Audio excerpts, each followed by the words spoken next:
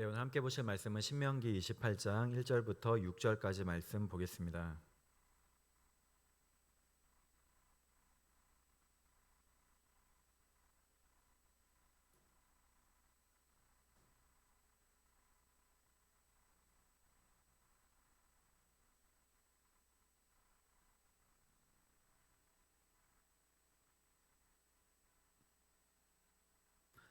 신명기 28장 1절부터 6절까지 말씀 우리 교독하겠습니다.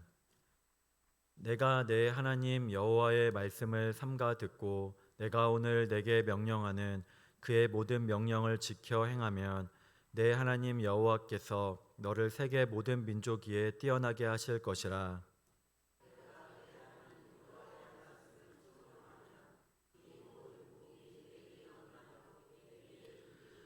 성읍에서도 복을 받고 들에서도 복을 받을 것이며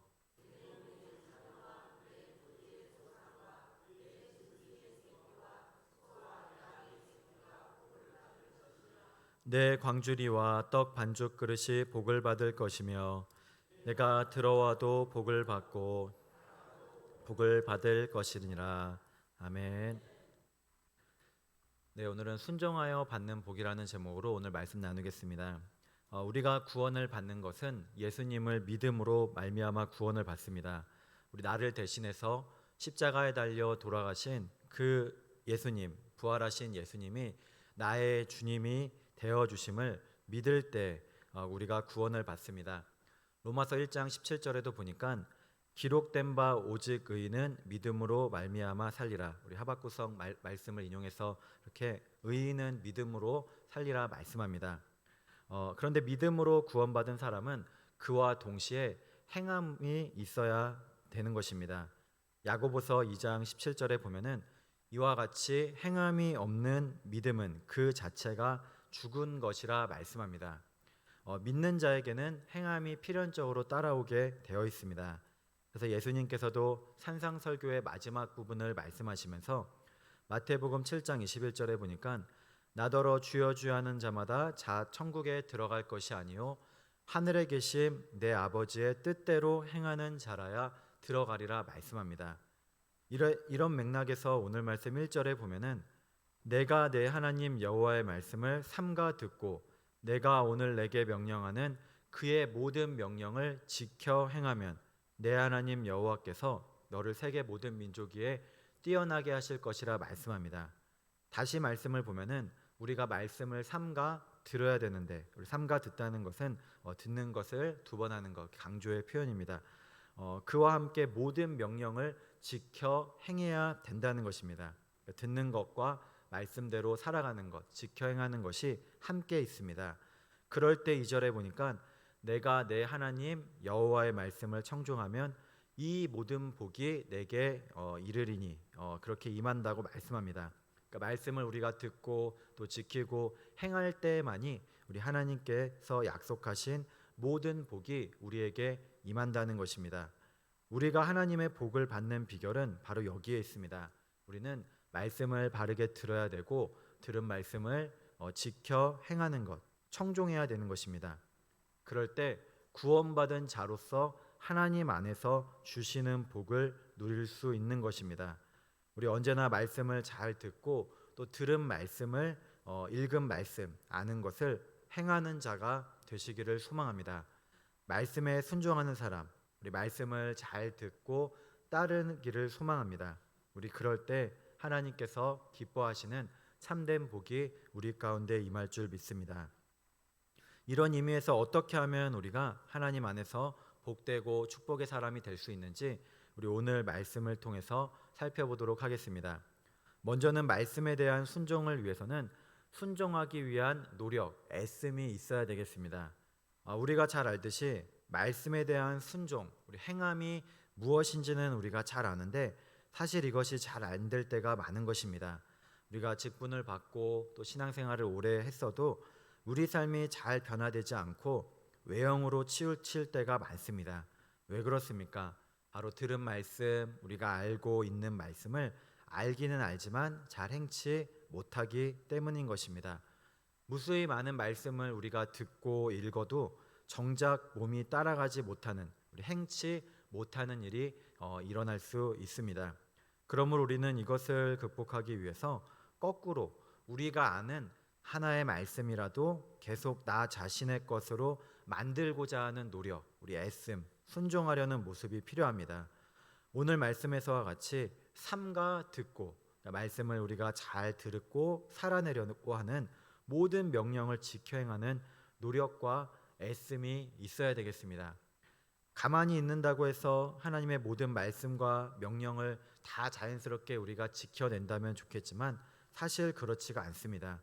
그래서 어느 순간 정말로 세상의 것보다 하나님의 말씀을 내가 붙들어야 되는 것, 하나님의 말씀대로 살아내려는 노력이 있어야 되는 것입니다. 우리 교단 22명의 목사님, 장로님들께서 우리 말씀 하나하나를 붙잡고 삶을 통해 그 말씀대로 살아내신 모습을 보여준 그 간증집을 엮은 내 평생에 남는 말씀, 우리 책이 있습니다. 나 스스로 생각했을 때 나에게 가장 기억에 남는 말씀, 내가 정말로 삶에서 이 말씀 하나를 붙들고 산 것은 무엇인지 적은 모아놓은 책입니다. 그 중에 인상 깊었던 것이 하나 있었습니다. 바로 우리 교단 부총회장을 지내셨던 안국 장로님의 우리 가족 이웃 사랑이라는 글입니다. 이분은 마태복음 25장 40절에 임금이 대답하여 이르시되 내가 진실로 진실로 너희에게 이르노니 너희가 여기 내 형제 중에 지극히 작은 자 하나에게 한 것이 곧 내게 한 것이니라 하시고 그 말씀을 갖고 어떻게 사셨는지를 보여주십니다. 바로 이웃을 사랑하라는 예수님의 가르침을 실천하기 위해서 가족만의 이웃사랑 실천 지침을 정하고 그것을 실현하기 위해서 노력한 것입니다. 예를 들면 이런 것입니다. 택시를 탔을 때 거스름돈은 받지 않는다. 노점상에게는 물건값을 깎지 않는다. 전철이나 지하도에서 벌리는 손을 그냥 지나치지 않는다. 우리 집에 보따리 장사가 오면 물건을 사준다. 우리 소액 도움을 청하는 자에게는 거절치 않는다. 친인척뿐만 아니라 알고 있는 사람 문병 교도소 면회는 꼭 한다. 내게 도움을 요청하면 크고 작은 일을 최대한 능력껏 힘이 되어준다 것입니다. 이것을 보면은 이런 것까지 꼭 이렇게 해야 되나 우리 그런 생각이 들기도 하지만 장로님 나름대로 우리 성경 말씀 하나를 붙들고 자신과 가족이 실천할 수 있는 것을 마련해서 그대로 살기 위해 애를 쓰셨다는 것 자체가 참으로 대단한 것 같다고 생각합니다. 우리 각자에게도 나의 삶에 변화를 주는 말씀이 있는지 또 그러한 성경의 이야기가 있는지 우리 돌아보아야 되겠습니다. 그런데 그것이 단 한 구절이라 할지라도 단 하나의 성경의 말씀 이야기를 할지라도 결코 작은 것이 아닌 것입니다. 그 말씀 하나를 통해 나의 삶이 하나님 앞으로 나아간다면 올바르게 간다면 또 그것을 지켜 행하며 살아가기를 힘쓴다면 바로 오늘 말씀과 같이 여호와 하나님의 말씀을 삼가 듣고 지켜 행하며 청종하는 것이 되는 것입니다. 우리 언제나 내 안에도 나에게도 하나님 이런 말씀을 달라고 말씀이 심겨져서 내가 정말로 평생토록 행하는 그런 말씀이 있기를 소망하며 구하시기를 바랍니다. 늘 말씀을 볼 때 깊이 있게 마음 가운데 새기며 그 하나의 말씀을 통해 우리 내 인생이 변하고 삶이 변하는 우리 축복을 누리시기를 주님의 이름으로 축복합니다. 두 번째는 이러한 말씀에 대한 순종, 말씀을 듣고 지키는 자에게 주시는 복의 약속이 있음을 믿어야 되겠습니다. 우리 믿음 생활을 하다 보면 무수히 많은 우리 믿음에 대한 여러 어려운 일들이 있습니다. 우리를 낙심케 하고 또 우리를 힘들게 시련을 주고 또 고난과 아픔을 겪기도 합니다. 그런데 우리가 이럴 때마다 우리가 해야 될 것은 두려워하고 또 이러한 믿음의 길을 멀리하는 것이 아니라 주님을 믿고 말씀을 붙들며 순종하며 살아가는 것이 필요합니다. 정말로 나는 하나님을 믿고 의지하는지, 나는 정말로 천국을 소망하고 말씀대로 살기를 힘쓰는지 늘 내 자신이 기도드리며 또 예배드리며 살펴보고 또 죄를 멀리하며 아까 말씀드린 것처럼 애쓰며 살아야 됩니다. 그런데 그렇게 우리가 애쓰며 주님의 말씀을 붙들고 살아갈 때 하나님께서 주시는 약속이 있다는 것입니다. 바로 오늘 말씀에서와 같이 말씀을 삼가 듣고 명령하는 그 명령의 말씀을 지켜 행하면 하나님께서 약속한 축복이 임하여 우리에게 이르게 된다는 말씀입니다. 우리 오늘 말씀 1절 2절에 다시 보니까 내가 내 하나님 여호와의 말씀을 삼가 듣고 내가 오늘 내게 명령하는 그의 모든 명령을 지켜 행하면 내 하나님 여호와께서 너를 세계 모든 민족 위에 뛰어나게 하실 것이라. 내가 내 하나님 여호와의 말씀을 청종하면 이 모든 복이 내게 임하여 내게 이르리니 말씀합니다. 물론 우리는 눈에 보이는 세상의 복을 위해서 우리 예수님을 믿고 교회를 다니며 잘 살려고 그런 신앙생활을 하는 것은 아닙니다. 그런데 우리가 하나님을 믿고 앞서 말씀드린 바와 같이 말씀에 순종하여 믿음으로 행하며 살아간다면 이러한 순종에 따른 복이 우리 삶에 임한다는 성경의 약속이 있다는 것입니다. 계속해서 3절과 6절에도 보니까 성읍에서도 복을 받고 들에서도 복을 받으며 내 몸의 자녀와 내 토지의 소산과 내 짐승의 새끼와 소와 양의 새끼가 복을 받을 것이며 내 광주리와 떡 반죽 그릇이 복을 받을 것이며 내가 들어와도 복을 받고 나가도 복을 받을 것이니라 말씀합니다. 우리가 갖는 모든 소유, 누리는 모든 것에 있어서 하나님의 복이 많은 곳에서 임한다고 약속하는 것입니다. 바로 말씀에 순종할 때 주시는 약속입니다. 이 말씀을 볼 때 우리가 드는 생각이 있다면 아마도 창세기 요셉일 것입니다. 요셉은 형들의 미움을 받고 애굽의 노예로 팔려가 보디발의 집에서 일했습니다. 그런데 창세기 39장 5절에 보니까 여호와께서 요셉을 위하여 애굽 사람의 집에 복을 내리심으로 여호와의 복이 그 집과 밭에 있는 모든 소유에 미친지라. 요셉 한 사람만 복을 받으면 됐는데 보디발이 여호와께서 요셉과 함께함을 보고는 요셉을 가정총으로 삼았습니다. 그런데 하나님께서는 그때 보디발의 집과 밭에 있는 모든 소유에 다 복을 내려 주신 것입니다. 이러한 일은 요셉이 옥에 갇혔을 때도 마찬가지였습니다. 창세기 39장 23절에도 여호와께서 그를 범사에 형통하게 하셨더라 말씀합니다. 이처럼 하나님께서 주시는 복은 한계가 있고 제한이 있고 나한테만 임하고 그런 것이 아니라 하나님께서 원하시기만 한다면 하나님을 믿지 않는 이방 사람의 집이라 할지라도 그의 복이 임하고 축복이 넘쳐나게 되는 것입니다. 한 사람이 축복의 통로가 돼서 그 사람으로 말미암아 그의 환경 전체에 골고루 임하는 역사가 나타난다는 것입니다. 오늘 말씀을 그래서 다시 보니까 성읍에서도 복을 받고 들에서도 복을 받는 일. 그러니까 우리가 어디를 가든지 하나님의 축복이 함께하기를 축복합니다. 또 자녀와 토지의 소산과 짐승의 새끼와 소와 양의 새끼가 복을 받는 일. 이것은 무엇입니까? 우리의 복으로 말미암아 우리의 자녀와 또 손으로 하는 모든 일, 또 짐승까지도 여호와 하나님의 복을 받게 되기를 축복합니다. 광주리와 떡 반죽 그릇, 그러니까 우리의 의식주, 먹는 모든 일까지도 복을 받고 또 들어와도 복을 받고 나가도 복을 받는 하나님의 복이 임하게 되시기를 축복합니다. 우리 이러한 복이 우리 삶에 가득가득 넘쳐나서 하나님의 살아계심을 체험하시기를 주님의 이름으로 축복합니다. 그런데 우리가 꼭 알아야 될 것은 결코 이러한 복이 마치 당연한 것처럼 생각해서는 안 된다는 것입니다. 내가 순종하고 어떤 일을 행하였다고 해서 복을 받는 것이 결코 아닙니다. 바로 하나님께서 주시는 복은 하나님께서 우리에게 허락하셔야만이 가능한 것입니다. 내가 아무리 노력하고 애써도 우리에게 임하는 하나님의 복은 내 노력과 애씀에 따라 임하는 것이 아닙니다. 하나님께서 허락하실 때 때로는 필요한 사람도 주시고 또 물질도 주시고 우리의 기도에도 응답해 주시고 또 기도드리지 않은 것이 있다 할지라도 이루어 주시고 또 우리가 가는 모든 길에서 지켜주시고 동행해 주셔야만이 복이 임하는 것이지 우리가 애쓴다고 노력한다고 해서 전적으로 복을 받는 것은 아닌 것입니다. 그러므로 우리는 언제나 하나님 앞에 겸손하게 엎드려서 주님 앞에 무릎 꿇고 주님의 인자와 자비를 구해야 되는 것입니다. 춘추 공양전에 괴유지례란 말이 있다고 합니다. 이것은 꿇어 앉을 괴에 젖 유자를 써서 젖을 먹는데 무릎을 꿇는 예를 말합니다. 염소나 양은 이 새끼가 어미의 젖을 먹을 때 이 다리가 이렇게 구부러진 채 엎드려서 먹는데 마치 아빠를 꿇고 먹는 모습에 빗대어서 괴유지례란 말을 쓰면서 부모님으로부터 젖을 받는 것은 당연하지만 그냥 먹지 않고 무릎을 꿇고 먹는 것이 예의고 효행이다라고 말하는 것입니다. 우리가 하나님께서 주시는 복을 받을 때 어떻습니까?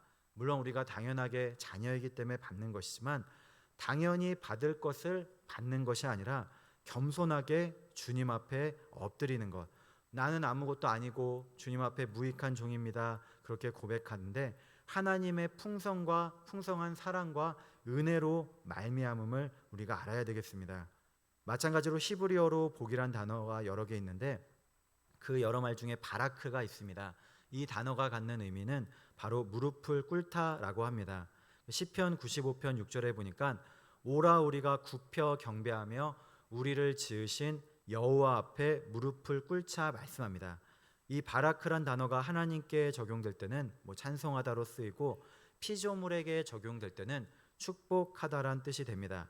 우리가 있어야 될 자리, 우리가 하나님께 나아갈 때의 모습은 바로 이와 같이 무릎을 꿇는 겸손함이 있어야 되는 것입니다. 하나님으로부터 우리가 복을 받는 것은 물론 당연하지만 이 모든 것은 하나님께서 나에게 허락해 주셔야만이 가능한 것입니다.